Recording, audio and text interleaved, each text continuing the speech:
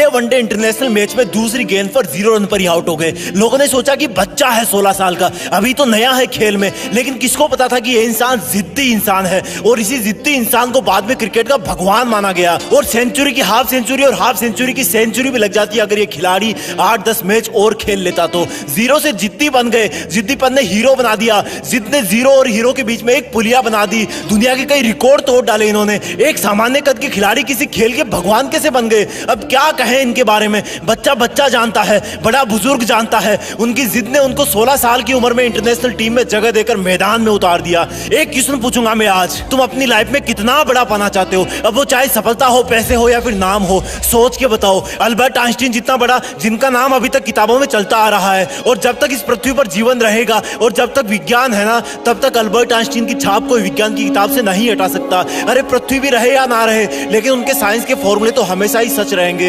ऐसा कैसे हुआ? स्कूल में मंदबुद्धि कहा जाने वाला विद्यार्थी इतना बड़ा इंसान कैसे हो सकता है? क्योंकि उनमें जिद थी कि मैं अपने हिसाब से पढ़ूंगा, अपने हिसाब से खोजूंगा। जिद थी कि बस करता रहूंगा। बनना चाहते हो इतना बड़ा? वापस आते हैं अपने कंट्री में, ज्यादा पुरानी बात नहीं है। रतन टाटा जी ने एक कार लॉन्च की इंडिया में, नहीं चली, घाटा होने लगा। जब ज्यादा घाटा होने का अंदेशा हुआ तो अपना कार व्यापार बेचने चले गए किसी और कंपनी के पास ताकि और लॉस ना हो। वहां मीटिंग करी, मीटिंग में जवाब मिला कि जब आपको कार व्यवसाय के बारे में जानकारी नहीं है तो क्यों करते हो कार व्यापार? डील वहीं पर छोड़ दी। वापस आते टाइम रास्ते में सोचते रहे कि बहुत हो गई बेइज्जती, अब मैं दिखाता हूं कि टाटा क्या चीज है। मेहनत करी, तगड़ा बिजनेस मॉडल बनाया और गजब की कार इंडस्ट्री खड़ी कर दी। 10 साल बाद वही कंपनी जिसकी मीटिंग में उनकी इंसल्ट हुई थी, उस कंपनी में भी तगड़ा लॉस हुआ। रतन टाटा जी ने उनको ऑफर दिया कि बेचना चाहते हो, अब कंपनी बेचना चाहते हो, बताओ मैं खरीद लूंगा। और वो कंपनी उन्होंने अपने नाम कर ली। ये होती है जिद कि ऐसा क्या है जो मुझ में नहीं है। क्या था इन सब लोगों में कॉमन? एक जिद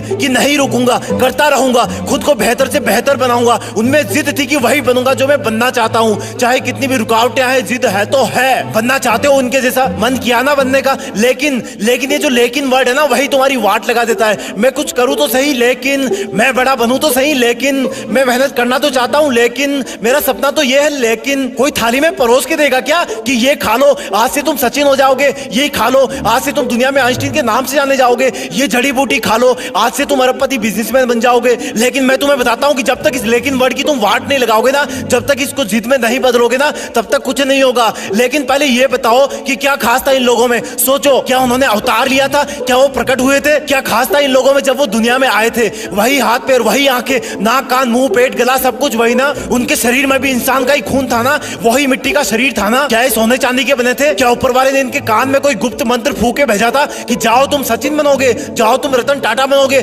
जाओ तुम आइंस्टीन बनोगे? चलो एक और एग्जांपल देता हूं। जब तुम्हें एक दिन के लिए कोई रूम में अकेले बंद कर दे तब तुम क्या करोगे? जब तुम्हें एक हफ्ते के लिए रूम में बंद कर दे तब तुम क्या करोगे? और टाइम पीरियड बढ़ाऊं, जब तुम्हें एक महीने के लिए रूम में अलग थलग बंद कर दे तब तुम क्या करोगे? नहीं, अभी भी नहीं हुआ। अगर तुम्हें 1 साल के लिए किसी काल कोठरी में बंद कर दिया जाए तब तुम क्या करोगे? जान निकल जाएगी ना। अब मैं तुम्हें एकदम से कहूं कि नहीं यार, तुम्हें तो 27 साल तक जेल में रहना है, तो तुम तो जीने की उम्मीद ही छोड़ दोगे ना, क्योंकि बाहर आओगे तब तक शरीर कमजोर पड़ जाएगा, आंखें धुंधली हो जाएगी, तुम्हारे कई बुजुर्ग रिश्तेदार परलोक सिधार जाएंगे, शायद तुम्हारी पर्सनल लाइफ भी तहस नहस हो जाएगी। लेकिन क्या कोई सोच सकता है कि एक इंसान को 27 साल जेल में रहना पड़ेगा, और जब वो महान हिम्मत वाले इंसान जेल से बाहर आएंगे तो उनके आने के 5 साल के अंदर ही साउथ अफ्रीका के राष्ट्रपति बना दिए जाएंगे? क्या बोलोगे इनको? कोई शब्द नहीं है इनकी जिद के आगे। अब यही सोचोगे ना कि उनका तो कोई जुगाड़ होगा। अरे यार, जुगाड़ होता तो वो जेल में ही क्यों जाते? ये सोचोगे ना कि उनको जेल में कोई अच्छा खाना पीना मिल रहा होगा जिससे वो स्वस्थ रहे होंगे। अरे यार, क्या मिलता होगा उनको जेल में? पूरी दुनिया ने एक जिद वाले कैदी इंसान को किसी देश का चहेता राष्ट्रपति बनते देखा।